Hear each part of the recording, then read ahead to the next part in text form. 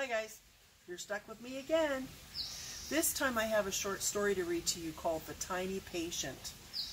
And it's by Judy Peterson. She did everything. She did the pictures, she did the writing, the whole wazoo. And many times when I get books for children, I find that I need to make corrections in the middle of them. This one I will read to you straight through. But then I'm going to tell you what I really feel about this story, if that's okay. The Tiny Patient by Judy Peterson. One day, my grandmother and I heard some whispering leaves and a low-pitched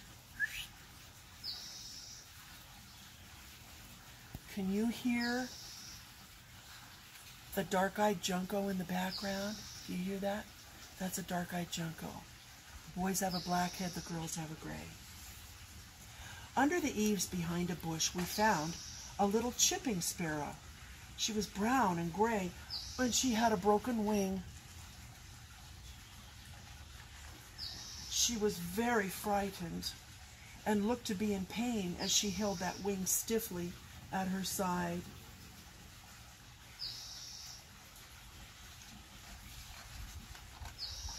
My grandmother didn't know anything about taking care of wild chipping sparrows, but she said, "Oh, the poor thing must be hungry." And she suggested a bun and some water. We covered her carefully with my grandmother's handkerchief.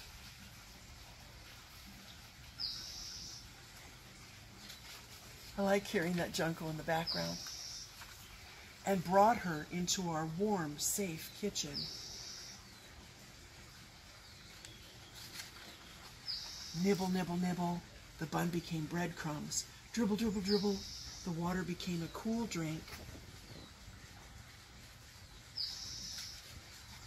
In the warmth of our kitchen, a tiny heart throbbed. Tip, tap, tip, tap, tip, tap, tip, tap, tip, tap, tip, tap, tip,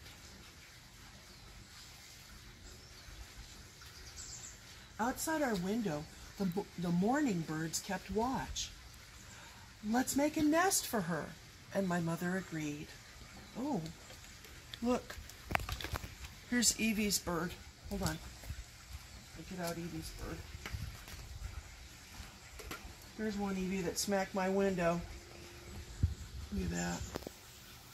Isn't that beautiful? That's a cedar waxwing.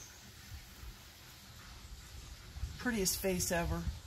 Prettiest tail, wing tips ever. Look at those little red tips.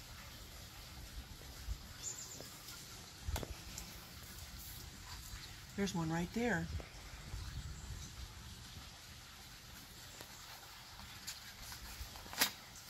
So we took some white cotton and we made a bird-sized sickbed.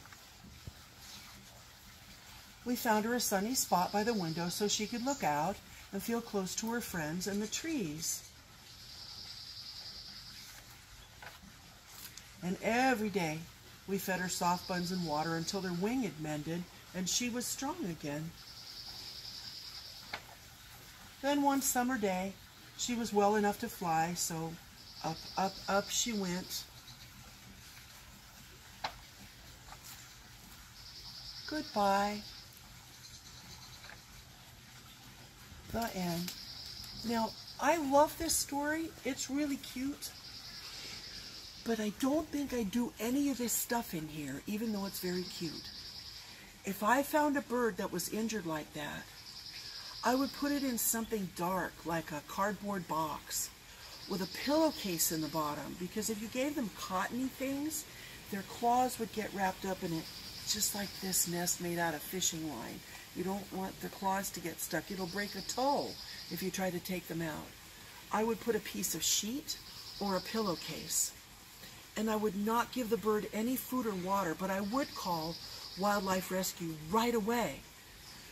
You can look it up in the book. Ha! Does anybody look it up in a phone book anymore? You could look it up online, and they usually will come and get the bird and take care of it and make it better for you, because they know how to do it. They've been trained. Even I cannot try to take care of a bird like this little girl did. It's actually against the law, and you're supposed to give them to Wildlife Rescue.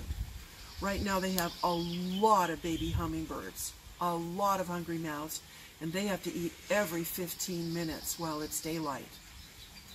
Don't give them any water. Don't give them any food.